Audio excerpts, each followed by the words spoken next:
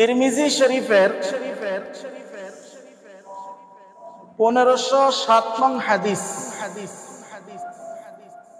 أقام رسول الله صلى الله عليه وسلم بالمدينة 10 سنين يضحي নবীজি সাল্লাল্লাহু আলাইহি ওয়াসাল্লাম মদিনার জিন্দেগি 10 বছর মদিনার জিন্দেগি করেছেন। প্রত্যেক বছর নবীজি কুরবানি করেছেন।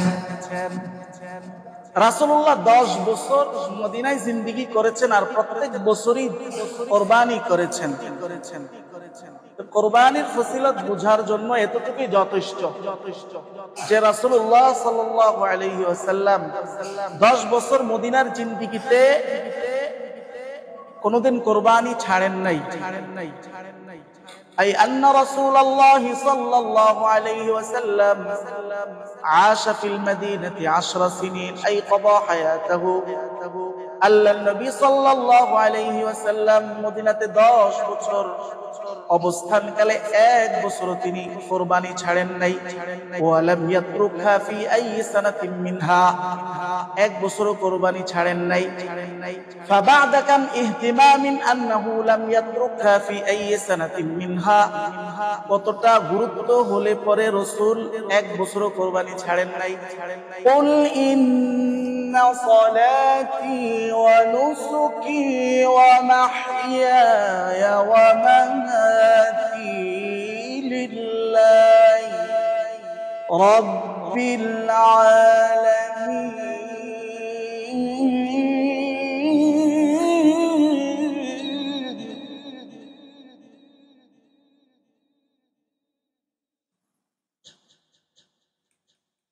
لا شريك له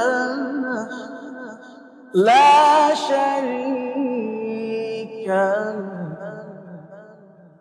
لا شريك له وبذلك أمرت وأنا أول المسلمين আল্লাহ তাআলা বলেন কুল ইন্না সালাতি ওয়া নুসুকি ওয়া মাহইয়ায়া ওয়া মামাতি লিল্লাহি রাব্বিল আলামিন। এই আয়াতের তাফসীরে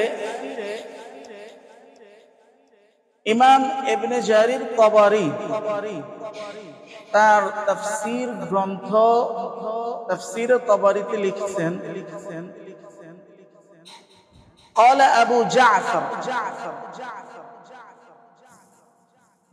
قل إن صلاتي أي قل يا محمد لهؤلاء العادلين بربهم الأوثان والأصنام এই আয়াতের দ্বারা উদ্দেশ্য হলো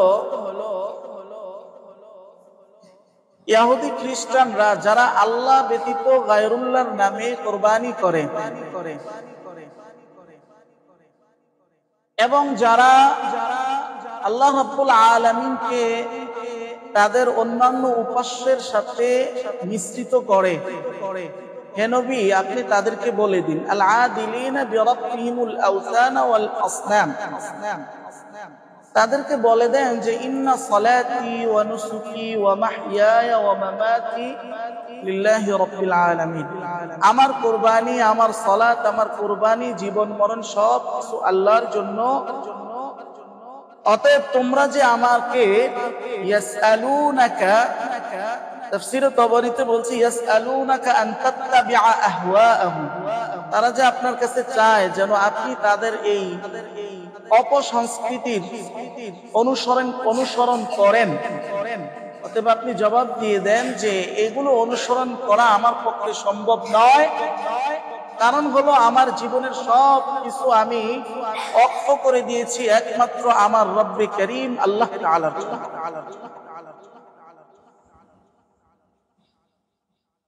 তো কুরবানির শুধু আমরা মুসলিমরা কুরবানি করি তা না, হিন্দুরাও কুরবানি করে, অন্যান্য ধর্মের মানুষরাও কুরবানি করে। তবে নাহনু নাযবাহুয যাবাইহ খালিসান লিল্লাহি ওয়া হুম ইয়াযবাহুনা লিগায়রিল্লাহ। আমরা আল্লাহ তাআলার জন্য কুরবানি করি, তারা গায়রুল্লাহর জন্য কুরবানি করে। ওয়া ফি উদহিয়াতিনা ফাওয়াইদা কাসীরা ওয়ালা ফাইদাতা ফি উদহিয়াতিহিম। আমাদের কুরবানির মধ্যে অনেক ফায়দা, তাদের কুরবানির মধ্যে কোনো ফায়দা নাই। আমাদের কুরবানিতে অনেক ফজিলত, তাদের কুরবানিতে কোনো ফজিলত নাই। পার্থক্য একটাই, পশু তারাও ক্রয় করে, তারাও জবাহ করে, আমরাও জবাহ করি, কিন্তু পার্থক্য একটাই, একজন আল্লাহর জন্য করে, আরেকজন গায়রুল্লাহর জন্য।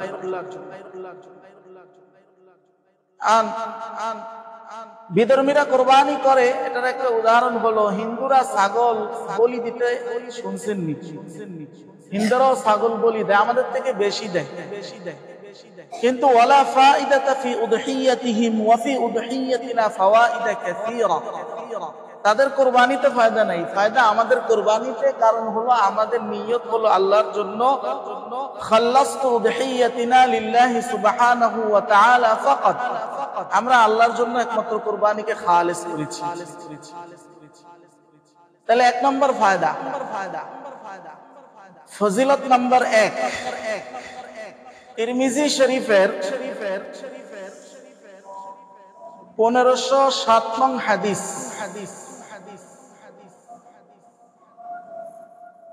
أقام رسول الله صلى الله عليه وسلم بالمدينة 10 سنين يضحي। নবীজি সাল্লাল্লাহু আলাইহি ওয়াসাল্লাম মদিনার জিন্দেগি 10 বছর মদিনার জিন্দেগি করেছেন। প্রত্যেক বছর নবীজি কুরবানি করেছেন। রাসূলুল্লাহ 10 বছর মদিনায় জিন্দেগি করেছেন আর প্রত্যেক বছরই কুরবানি করেছেন। কুরবানির ফজিলত বুঝার জন্য এতটুকুই যথেষ্ট যে রাসূলুল্লাহ সাল্লাল্লাহু আলাইহি ওয়াসাল্লাম 10 বছর মদিনার জিন্দেগিতে কোনদিন কুরবানি ছাড়েন নাই। أي أن رسول الله صلى الله عليه وسلم عاش في المدينة 10 سنين أي قضى حياته। আল্লাহ নবী সাল্লাল্লাহু আলাইহি ওয়াসাল্লাম মদিনাতে 10 বছর অবস্থানকালে 1 বছর তিনি কুরবানি ছাড়েন নাই। ওয়ালাম ইয়াতরুকহা ফি আই সানাতিন মিনহা, 1 বছর কুরবানি ছাড়েন নাই। ফাবা'দা কাম ইহতিমামিন আন্নাহু লাম ইয়াতরুকহা ফি আই সানাতিন মিনহা, কতটা গুরুত্ব হলে পরে রাসূল 1 বছর কুরবানি ছাড়েন নাই। তাহলে এইটা হলো কুরবানির 1 নম্বর ফজিলত, যে রাসূলুল্লাহ সাল্লাল্লাহু আলাইহি ওয়াসাল্লাম মদিনী জিন্দেগীর 1 বছরও কুরবানি ছাড়েন নাই। কুরবানির দ্বিতীয় ফজিলত, তিরমিজি শরীফের 1493 নং হাদিস। আল্লাহ রাসূল বলেন, মা আমিলা আদামিয়ুন মিন আমালিন ইয়াওমান নাহরি আহাব্বা ইলাল্লাহি ইল্লা ইহরাকিদ দাম। আল্লাহর নবী বলেন, কুরবানির দিন মানুষের জন্য ফরজ নামাজের পরে পশুর রক্ত প্রবাহিতর চেয়ে অধিক উত্তম কোন আমল আল্লাহর কাছে অন্তত কুরবানির দিন নাই। সুবহানাল্লাহ, সুবহানাল্লাহ। ফাইহরাকুদ দাম আকসারু ফাদলান ইনদাল্লাহ। অতএব কুরবানির দিন রক্ত প্রবাহিত করা এটা আল্লাহর কাছে অধিক প্রিয়। বাদা সালাওয়াতিন মাফরুদাতিন ফি হাযাল ইয়াওম, এই দিনে ফরজ নামাজের পরে সবচেয়ে উত্তম আমল হলো কুরবানি করা, পশুর রক্ত প্রবাহিত করা।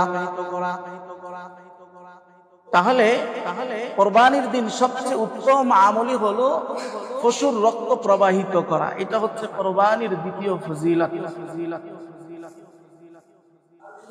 কুরবানির তৃতীয় নাম্বার ফজিলত, তিরমিজি শরীফের 1493 এই হাদিসের শেষ দিকে আল্লাহর নবী বলেন, ইন্নাহা লাতাতি ইয়াউমাল কিয়ামাতি বিকুরুনিহা ওয়া আশআরিহা ওয়া আফলাফিহা। কিয়ামতের ময়দানে আল্লাহর বান্দা যে আল্লাহর জন্য খালেস ভাবে কুরবানি করেছে, ওই বান্দা আল্লাহর নিকট কুরবানির পশুর শিং সমূহ এবং তার পশম এবং তার নখ সমূহ নিয়ে আল্লাহর সামনে উপস্থিত হবে।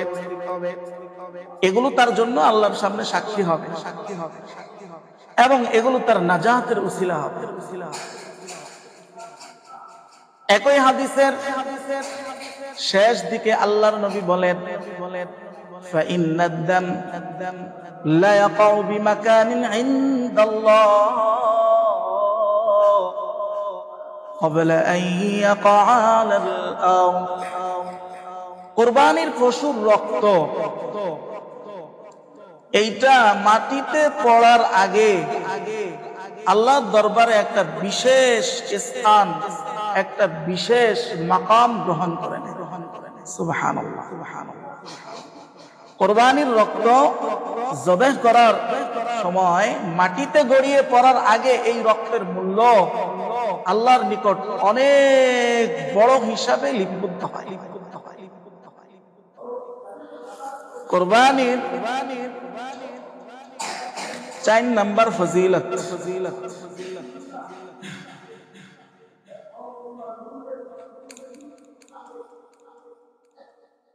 ইবনে মাজার 3127 নং হাদিস। সাহাবায়ে কেরাম রাসূলুল্লাহকে জিজ্ঞাসা করলেন, সাআলু আস-সাহাবাতু রাদিয়াল্লাহু তাআলা আনহুম ক্বালু মা লানা ইয়া রাসূলাল্লাহ,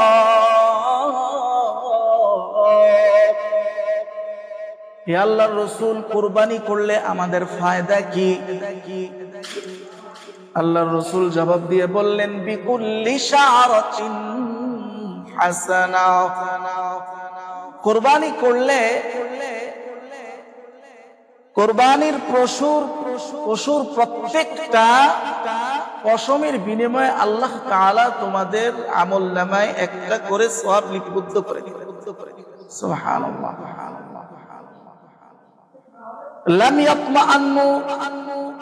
লাম ইয়াতমাইন্নু সাহাবাতু রাদিয়াল্লাহু তাআলা আনহুম বাদা সামা'i হাযাল কালাম মিন লিসানি রাসূলিল্লাহি সাল্লাল্লাহু আলাইহি ওয়াসাল্লাম ফাতারাহু সুআলান আখার ইলাইহি। সাহাবায়ে কেরাম যখন এই কথা শুনলেন, অন্তরটা প্রশান্ত হলো না, আরেকটা প্রশ্ন ছুড়ে দিলেন রাসূলের কাছে, ইয়া রাসূলুল্লাহ, মা লানা ফিস সুফি ইয়া রাসূলুল্লাহ, হে আল্লাহর রাসূল, এমন কিছু পশু আছে যেগুলোর মধ্যে পশম অনেক বেশি, কালকাবশি ও মিসলিহি জাতি আশআরিন কাসীফা, পশম অনেক বেশি, যেমন ভেড়া অথবা দুম্বা। এই পশুগুলোর মাঝে তুলনামূলক গরু ছাগলের চেয়ে পশমের সংখ্যা অনেক বেশি। রাসূলুল্লাহ সাল্লাল্লাহু আলাইহি ওয়াসাল্লাম যখন বললেন, প্রত্যেক পশমের বিনিময়ে তোমাদেরকে একটা করে সওয়াব দেওয়া হবে, তখন সাহাবায়ে কেরামের অন্তরে প্রশ্ন জাগলো যে আল্লাহর রাসূল, যেগুলোর মধ্যে শুধু পশম আর পশম, হাজার হাজার লক্ষ লক্ষ পশম, এরকম লক্ষ লক্ষ কি সওয়াব পাওয়া যাবে? সেগুলোর ব্যাপারে আপনার কি বক্তব্য? রাসূলুল্লাহ সাল্লাল্লাহু আলাইহি ওয়াসাল্লাম বলেন, পশম বেশি হইছে তা কি হইছে? লা ফারকা বাইনা কাসরাতিহি ওয়া কিল্লাতিহি, পশম বেশি হওয়া কম হওয়ার মধ্যে কোনো পার্থক্য নাই। আল্লাহ রাসূল বলেন বিকুল্লি শারাতিন মিনাস সুফি হাসানাহ, যে যেই জানোয়ারগুলোর মধ্যে পশম বেশি ওইগুলোরও প্রত্যেক পশমের বিনিময়ে আল্লাহ একটা করে সওয়াব তোমার আমলনামায় লিপিবদ্ধ করবেন। এবার যত কোটি পশম হবে তোমার আমলও তত কোটি হয়ে যাবে। সুবহানাল্লাহ।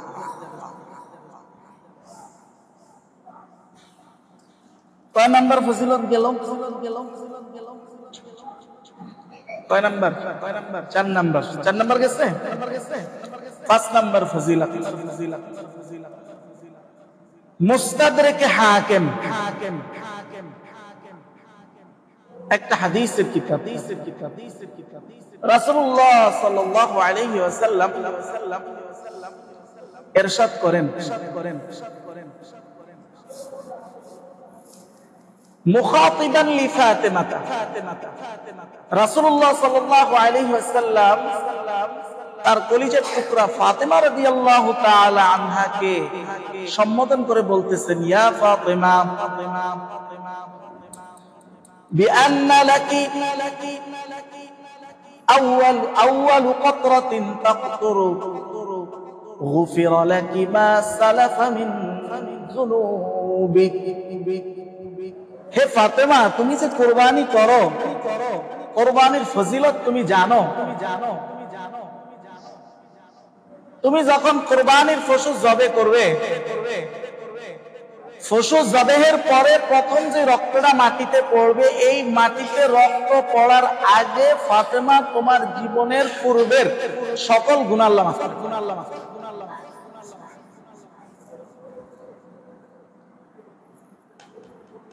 ফজিলত নাম্বার 6, মুসনাদে আহমদের 17,400 নং হাদিস। عن زيد بن أرقم رضي الله تعالى عنه قال قال رسول الله صلى الله عليه وسلم بكل قطرة حسنة। আল্লাহ রাসূল সাল্লাল্লাহু আলাইহি ওয়াসাল্লাম বলেন, একটু আগে তো আমি বলেছি যে প্রত্যেক পশমে তো সওয়াব আছে, এখন আবার ঘোষণা দিতেছি যে শুধু পশমেই সওয়াব আছে তা নয়। নবীজি বলেন শুধু পশমে সওয়াব তা নয়, প্রত্যেকটা রক্তের ফোঁটায় ফোঁটায় তোমার আমলনামায় আমি সওয়াব লিপিবদ্ধ করব।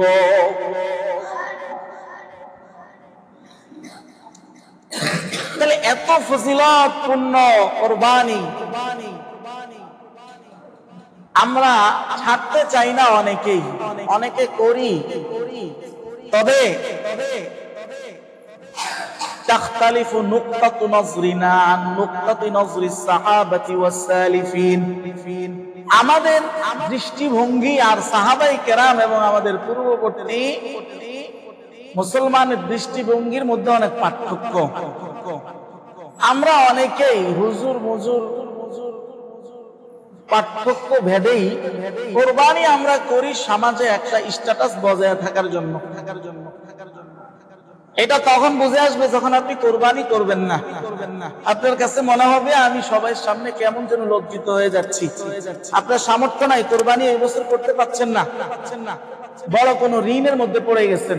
বাচ্চারাও বলবে আমরা লজ্জিত, কারণ এদের সবার মাথার মধ্যে ঢুকছে যে কুরবানি একটা স্ট্যাটাসের বিষয়। কুরবানি করলে সমাজে সম্মানিত হওয়া যায়। 10 জনের সাথে তাল মিলিয়ে নিজের মর্যাদাকে অক্ষুণ্ণ রাখা, এই হচ্ছে আমাদের নিয়ত। এই নিয়তটা কেউ মুখে বলে না, কিন্তু অন্তরের অন্তঃস্থলে এইটা খুঁজলে আপনি পাবেন।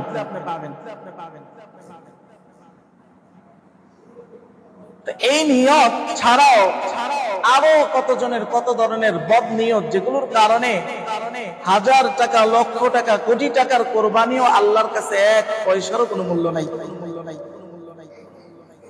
কোরবানি সে কোটি টাকা খরচ করে দিয়েছে, সওয়াবের বেলায় কিয়ামতের দিন দেখা যাবে তার আমলনামায় কোনো সওয়াব নাই, বরং অপরাধীদের খাতায় তার নাম উঠে গেছে তার এই খারাপ নিয়ত করে কুরবানি দেওয়ার কারণে।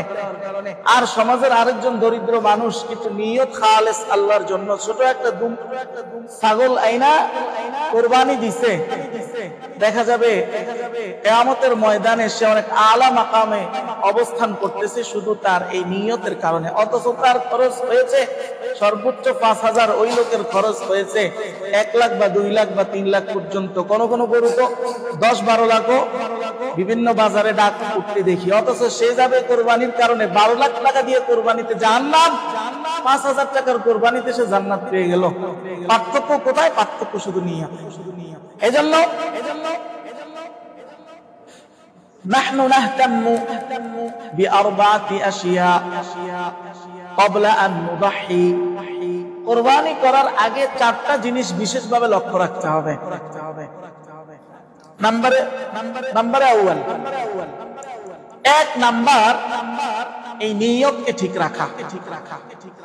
নিয়ত ছাড়া শুধু কুরবানি নয়, কোন আমলি নাজাতের জন্য তো যথেষ্ট হবেই না, বরং জাহান্নামে যাওয়ারও কখনো কখনো কারণ হয়ে যেতে পারে।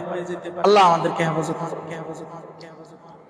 2 নাম্বার, কুরবানির ক্ষেত্রে আমাদের লক্ষ্য রাখতে হবে যেন আমাদের এই কুরবানিটা একটা হালাল টাকার হালাল উপার্জনের মাধ্যমে হয়।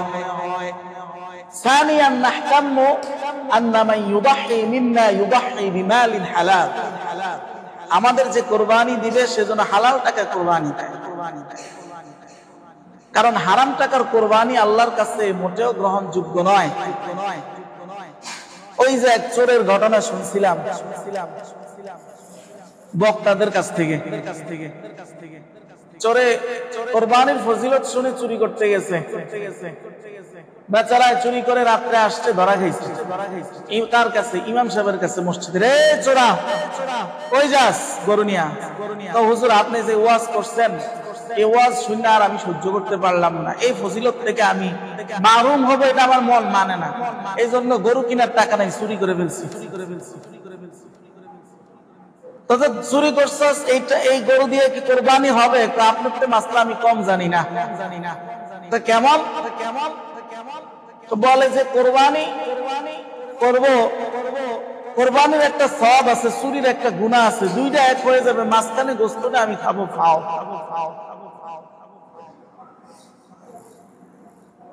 আসলে কি বাস্তবতা এমন? এমন না। কুরবানি করার জন্য 100% টাকা হালাল হওয়া শর্ত, অন্যথায় কুরবানি হবে না। এটা শুধু ওই যে সমাজের স্ট্যাটাস বজায় রাখা হয়তো হবে, কিন্তু এটার বদলেও আপনার জাহান্নাম রেডি হয়ে যাবে। মৃত্যুর পর পরে আপনার জন্য ভয়ঙ্কর সংবাদ উপস্থিত হবে। এই জন্য পারলে হালাল টাকায় কুরবানি করব, সঠিক নিয়ত খালেস রেখে কুরবানি করব, অন্যথায় করব না, দরকার নাই। আমল করে যদি জাহান্নামে যাইতে হয়, ওই আমল থেকে বিরত থাকা তার থেকে উত্তম। যদি করে জাহান্নামে যাইতে হয়, করলে এমন ভাবে করব যাতে এর দ্বারা আমার নাজাতের জরিয়া হয়ে যায়। তৃতীয় জিনিস হলো আন্না মান ইউদাহি ওয়াফকান বিশরিয়াতিল ইসলামিয়া। আমাদের মধ্যে যারা কুরবানি করবে, কুরবানিটা যেন হয় ইসলামী শরীয়তের নিয়ম নীতি অনুযায়ী। এখন বর্তমানে কত ধরনের নিয়ম অনুযায়ী কুরবানি করে, কত ধরনের কুরবানি করতে গিয়ে কত ধরনের গুনাহের কাছে লিপ্ত হয়ে যায় মানুষ, কত ধরনের বেদাতের অনুপ্রবেশ ঘটে। লা তুজাদু ফুরসাতুন লিতাদাখুলিল বিদআত ফিহা, যাতে কোনো বেদাতের কোনো অনুপ্রবেশ না ঘটে আমার আমলে, এটাতে সতর্ক থাকতে হবে। বিশেষত কসাইদের মাধ্যমে অনেক ধরনের অন্যায় হয়। কুরবানির পশুর পরিপূর্ণভাবে রূহ বের হওয়ার আগেই তারা তাদের সময় বাঁচানোর জন্য কাজ শুরু করে, এটা সম্পূর্ণ হারাম। এইটা কুরবানিকারী যারা মালিক তাদের বেশি লক্ষ্য রাখতে হবে, তাদের গার্ড দিতে হবে। 4 নাম্বার হলো লা নুদাহি লিইরাআতি আইয়ি আহাদিন ইল্লাল্লাহ। কুরবানি করব একমাত্র আল্লাহকে দেখানোর জন্য, কোন মানুষকে দেখানোর জন্য কুরবানি করব না, কোনো আমলই না। এই চারটা জিনিসের প্রথম নাম্বার বলেছিলাম কি নিয়ত। কামা ওয়ারাদা আল হাদিস ফিল বুখারী في أول الحديث عن عمر بن الخطاب رضي الله تعالى عنه إنما الأعمال بالنيات। এই হাদিসের মধ্যে বলা হলো যে সব আমলের ভিত্তি হলো নিয়তের উপরে। ফালা ইয়াতাবাক্কা আইয়ু বিনাইন বিলা উমুদিন, কোন বেনা, কোন স্থাপনা যেভাবে ফিলার ছাড়া টিকে না, দাঁড়ায় থাকতে পারে না। ফালা ইয়াতাবাক্কা সাওয়াবু আইয়ু আ'মালিন ফি শাকলিহি ওয়া ফি হাইয়াতিহি বিলা উমুদিন আই বিলা নিয়াতিন খালিসা। ঠিক অনুরূপ ভাবে নিয়তে খালেসা ছাড়াও কোন আমল তার সওয়াব, তার যথাযথ অবস্থার উপরে টিকে থাকে না। নিয়ত যত শক্ত হবে আমলের ভিত্তি তত শক্ত হবে। যেভাবে ফিলার যত শক্ত হয় বিল্ডিং তত কি হয়, শক্ত হয়। ফিলার যত শক্ত হয় সেই বিল্ডিং এর উপরে মানুষ তত বেশি পদার্পণ করতে পারে। যেমন আমাদের এই মসজিদের প্রথম যে ফিলার গুলো ছিল এগুলো ছিল হালকা, তখন আমরা এই ছাদে তেমন উঠতাম না, কারণ ছাদ আশঙ্কাজনক ছিল। কি কারণে? ফিলারের দুর্বলতার কারণে। এই ছাদ কার্যকারী ছিল না পরিপূর্ণ। এরপরে মাঝখানে ফিলার গুলো লাগাইলাম, মানে নিয়ত সহি করলাম, এখন এই ছাদে 100 জন গেলেও কোনো সমস্যা নাই।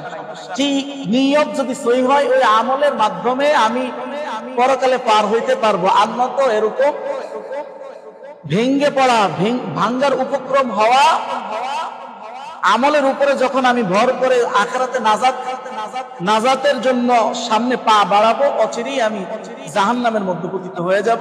ওই আমলের ছাদ ভেঙ্গে টুকরো টুকরো হয় আমি জাহান্নামে পতিত হয়ে যাব। এই জন্য আমলের ছাদ শক্ত রাখতে হলে নিয়তকে সই করতে হবে। এরপরে কি বলেছিলাম? কোরবানি করব শরীয়ত অনুযায়ী। কোরবানির মধ্যে যেন কোনো বেদাতের অনুপ্রবেশ না ঘটে। বেদাতটা কত খারাপ জিনিস দেখেন। এখানে আরেকটা কথা বলে রাখা ভালো, আমরা শরীকে নিয়তের ব্যাপারে শরীকে কোরবানি দেই। শরীকে কোরবানি দেওয়ার ক্ষেত্রে অনেক সাবধানতা আরো বেশি অবলম্বন করতে হবে। কারণ একজন শরীকের নিয়তে কোনো সমস্যা হলে বাকি কেউ কোরবানি হবে না, সবাইটা বরবাদ। যদিও শরীকে কোরবানি দেওয়া যায়, যেমন তিরমিজি শরীফের 1502 নং হাদিস, عن جابر رضي الله تعالى عنه قال ضحينا مع رسول الله صلى الله عليه وسلم يوم الحديبية البدنة عن 7 والبقرة عن 7। বাদানা বলতে ওটের কোরবানিকে বলা হয়। একটা ওট আমরা 7 ভাগে দিছি, গরু আমরা 7 ভাগে দিছি। এর দ্বারা বোঝা যায় 7 ভাগ পর্যন্ত কোরবানি জায়েজ, তবে সাবধান থাকতে হবে। ফান্তাবিহু আকসারাল ইনতিবা ফি ইখতিয়ারিশ শরীক। শরীক নির্বাচনের ক্ষেত্রে সবচেয়ে বেশি আমাকে সোচ্চার হতে হবে। এরপরে বেদাত যেন কোনোভাবে প্রবেশ না করে। বেদাত কত খারাপ জিনিস। আল্লাহর নবী সাল্লাল্লাহু আলাইহি ওয়াসাল্লাম বুখারী শরীফের 2627 নং হাদিস, আল্লাহর নবী বলেন, মান আহদাসা ফি আমরিনা হাযা ফাহুয়া লাইসা মিনহু আও লাইসা মিনহু ফাহুয়া রাদ্দুন। কেউ যদি আমার এই দ্বীন শরীয়তের মাঝে কোন ধরনের নতুন কোনো কিছু সৃষ্টি করে যেটা আমার শরীয়তের অন্তর্ভুক্ত ছিল না, সেটা প্রত্যাখ্যান যোগ্য। রাসূলুল্লাহ সাল্লাল্লাহু আলাইহি ওয়াসাল্লাম অন্য হাদিসে বলেন,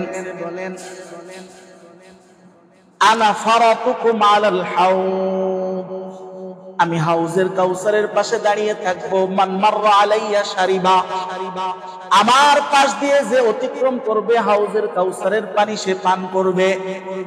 মান শারিবা লাম ইয়াজমান আবাদা, আর যে এই পানি একবার পান করবে তার জীবনে কোনোদিন পিপাসা লাগবে না। এই অবস্থায় লা ইয়ারিদু আলাইয়া আকওয়ামুন, আমার কাছে একদল মানুষ আগমন করবে। আরিফুহু ইয়ারিফুনি, তারাও আমাকে চিনবে, আমিও তাদেরকে চিনব। সুম্মা ইউহাওয়িলু বাইনাহুম ওয়া বাইনি ওয়া বাইনাহুম, তারপর তাদের মাঝে এবং আমার মাঝে একটা আড় করে দেওয়া হবে, বাধা দিয়ে দেওয়া হবে। ফাকুলু ইন্নাহুম মিন উম্মতি, আমি বলবো এরা তো আমার উম্মত। ফাউজিবা মিন ইনদিল্লাহি, সাথে সাথে আল্লাহর পক্ষ থেকে জবাব দিয়ে বলা হবে, মা তাদরি ইয়া মুহাম্মদ, হে মুহাম্মদ আপনি তো জানেন না, আপনি তো জানেন না, মা আহদাসু বাদাক, আপনার দুনিয়া থেকে চলে যাওয়ার পরে আপনার রেখে যাওয়া দিন শরীয়তের মধ্যে তারা কি কি নতুন আবিষ্কার করেছে। এই কথা শোনার পরে নবীজি বলেন, আমি সাথে সাথে বলবো সুহকান সুহকান লিমান গায়্যারা দীনি আও বাদদালা দীনি, যে আমার দ্বীনের মধ্যে নতুন কিছু সৃষ্টি করেছে সে আমার থেকে দূর হও, দূর হয়ে যাও, তার সাথে আমার কোনো সম্পর্ক নাই। বেদাত হচ্ছে এমন একটা ভয়ঙ্কর, এজন্য বেদাত যেন না হয়, শেষ লোক দেখানো যেন কোরবানি না হয়। এই ক্ষেত্রে তিরমিজি শরীফের 2382 নং হাদিস, নবীজি সাল্লাল্লাহু আলাইহি ওয়াসাল্লাম বলেন,